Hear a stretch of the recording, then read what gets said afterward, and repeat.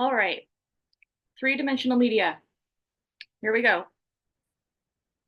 Obviously, three-dimensional media is things that are 3D, not 2D. Sculpture. We have four basic methods for making sculpture. We have modeling, assembling, carving, and casting.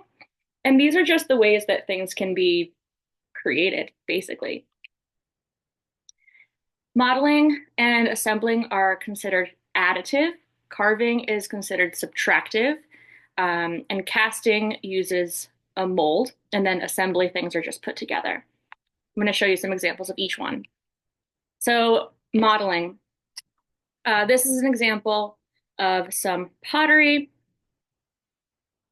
Modeling is basically where you are adding things onto an existing form and smoothing them out or making them chunky in whichever way you see fit.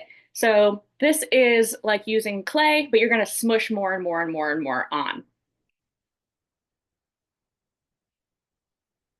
Here we have a little greyhound dog that is made completely out of little hands. So you can imagine that you would have to make all of those little itty bitty hands and then put them together. So that's additive because you're adding all of the little pieces together.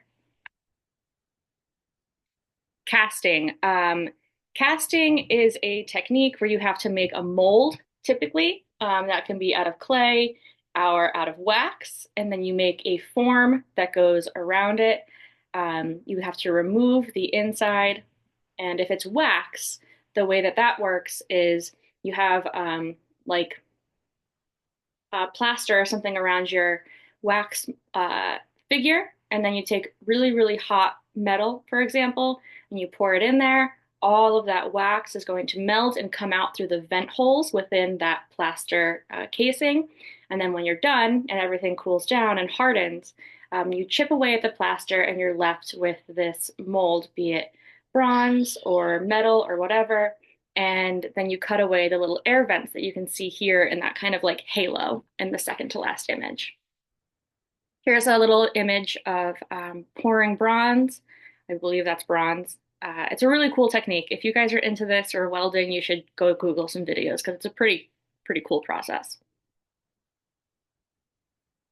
Here's an example of bronze casting. This would have been a smaller piece. Excuse me. This is also a casting, so completely different, but to show you a range of what is possible and what's being done more contemporarily. This sculpture is from the 70s, and I find it kind of terrifying, but that's just me. The actual woman here and a lot of her props would have been cast resin, so plastic, and then assembled together. So kind of like the sculpt, if you had watched the previous video, assembling everything together, kind of like found objects, except for they made all of the objects. Carving. Carving is when you start with something big and then you take stuff away, right? I think this all makes sense. Like wood sculpture, um, marble carving, stone, anything where you have to like remove material to expose the form, that would be carving. So here is a marble example. This is an abstract sculpture. Here, this is African. This would be made out of wood, representational, even though the figures are not completely true to the human shape and form. We do see that they're representational, but you can see all the very intricate decoration and carving in this piece. Again, another carved wood, completely different. This would be mostly non-representational. We can get the idea of a form lounging, but it's difficult to see. Assembly, this is putting things together. So this image is an example of welding, but assembly does not have to be welded or fused in any way. It can be layered, it can be glued, it can be like stuck together, like dovetailing in wood. Here, this artist makes these really cool looking sculptures out of the tips of sharpened colored pencils and glues them all together. And I think that they're beautiful. I just flew through Atlanta recently, and they have a bunch of sculptures much like this near one of the uh, staircases, but it's all crayons and they're massive. They're really big, intricate sculptures, and I just think that they're so cool. I really like the inside of this one too because it gives a much different texture and like the kind of bottom of that bowl, completely different texture than the really spiky tips of the pencils. So taking something and repurposing its form to create something completely different. They look like aliens or sea creatures.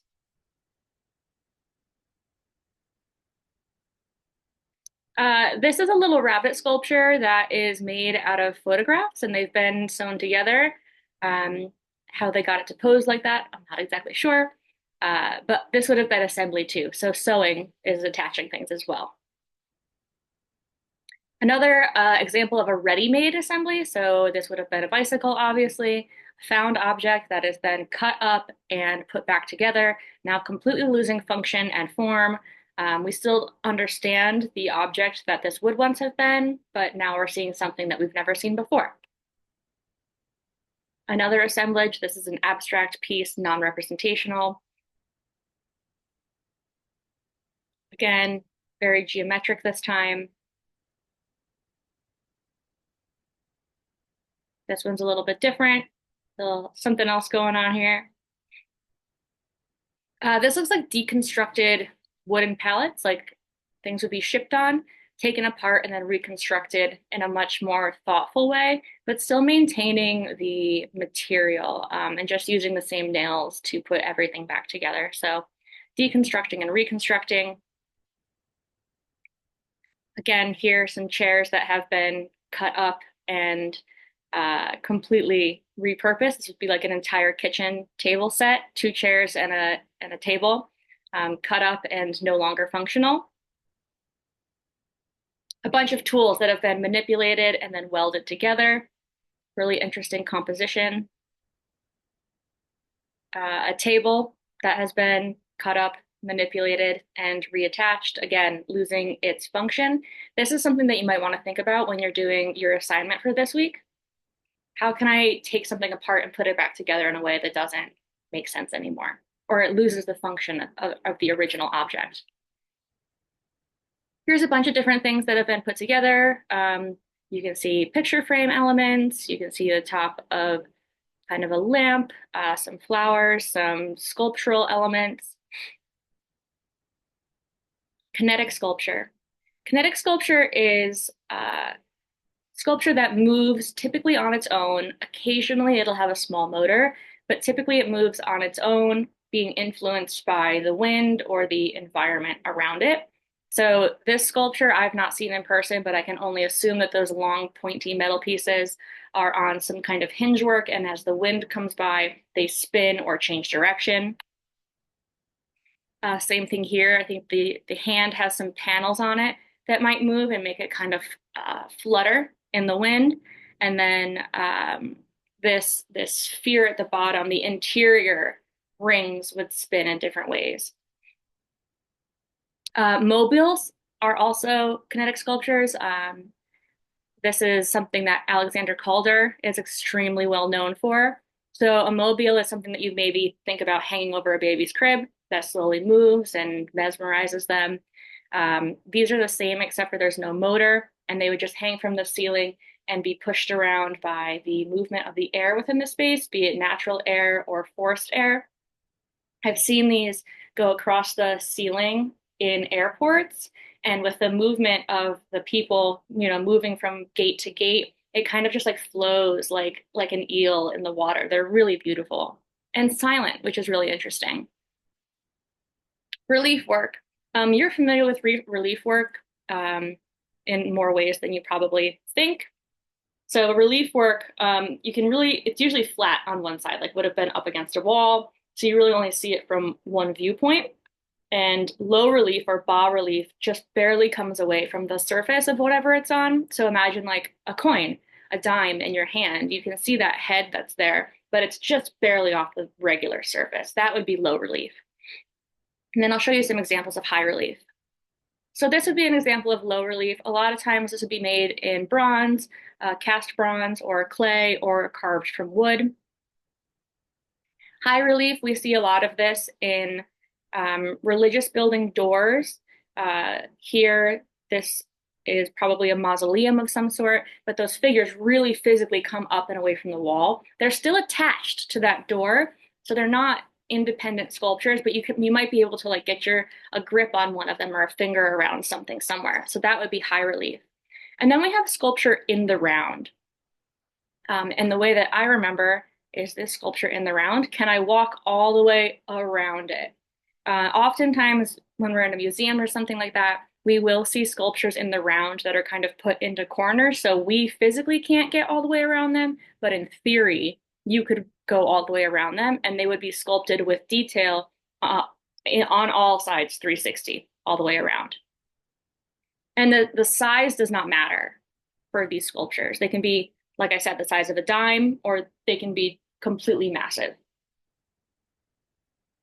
Installation work. This is anytime a room is taken up by one entire piece or part of a room that the artist specifically has intentions for the materials that are put in there, how they're interacting with the existing space. For example, this is an artist named Julie Pfaff.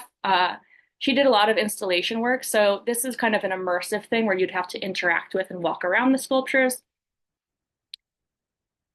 This is existing in one space, but it could, in theory, exist in another space. Like she could take all those elements and move them to a different gallery, but they would never be recreated in the exact same way because the space would be different and have different limitations. But it's still an installation.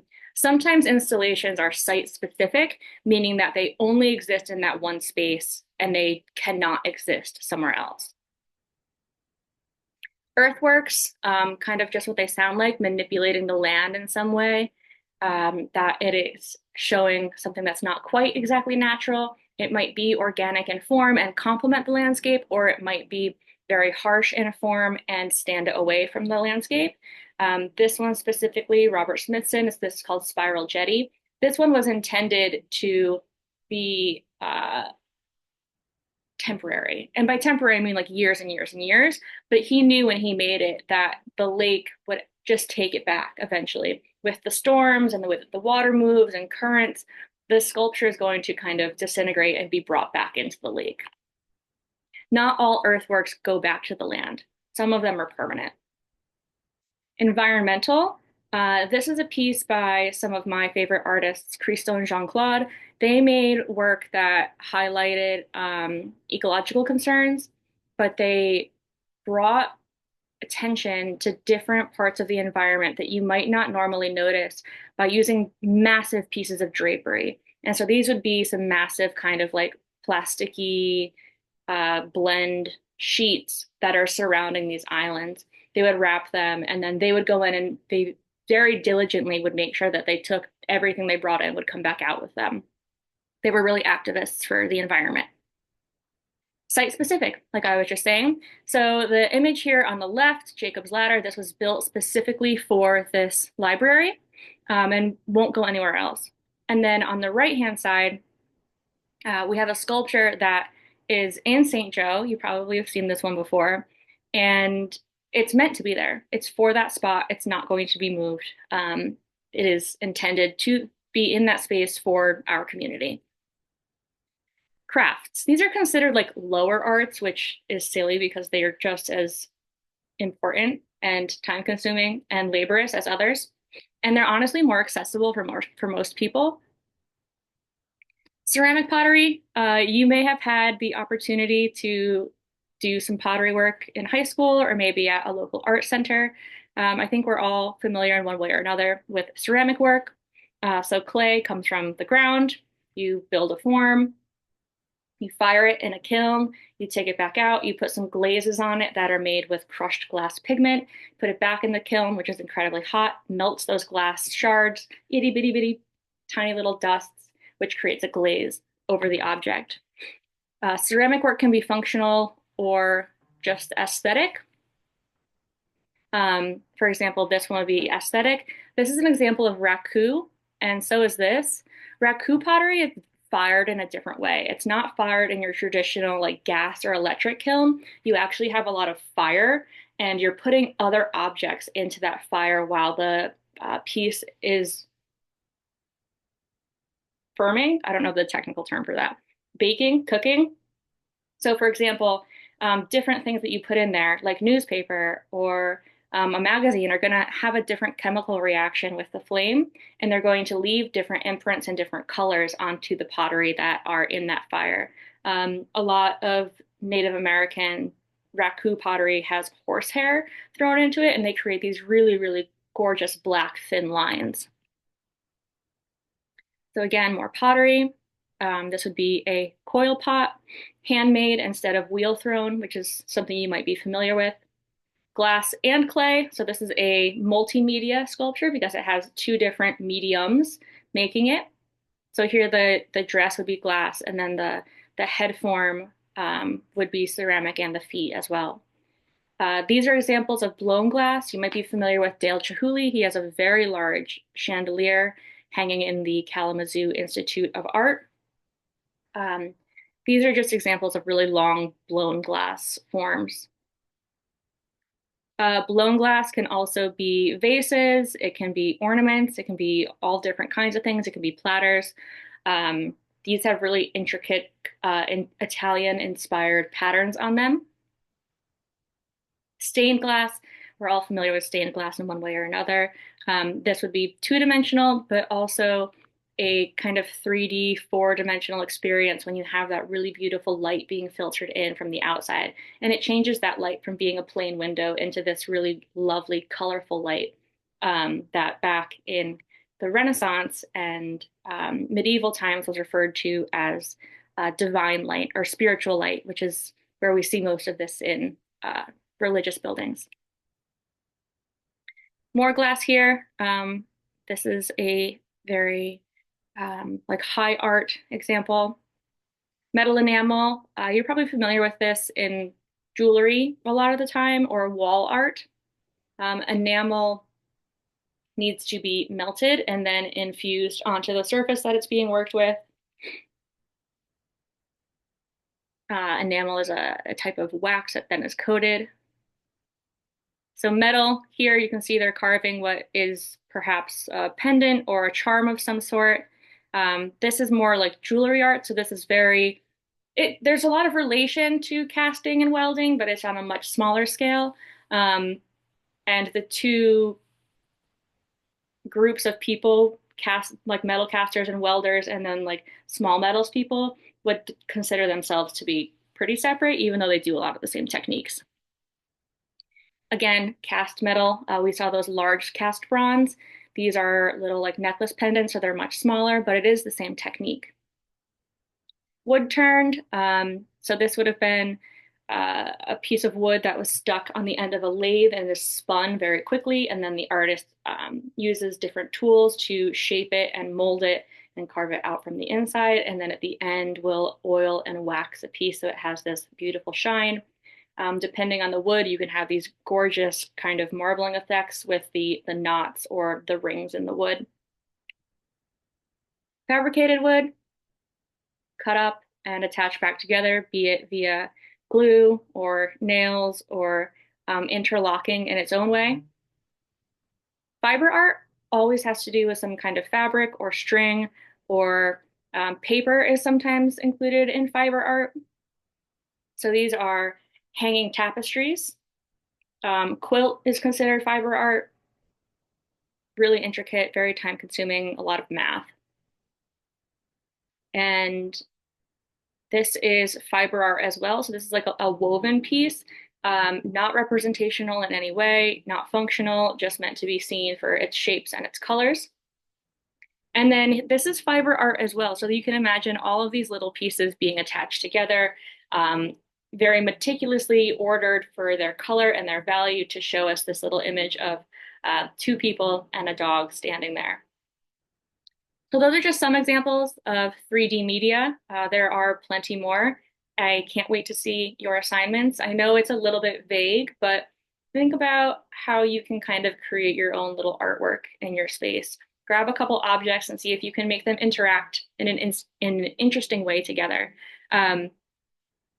Really, as long as you show me something creative and I can tell that you put some thought into it, we'll be good. So yeah, looking forward to seeing what you guys come up with. Thanks.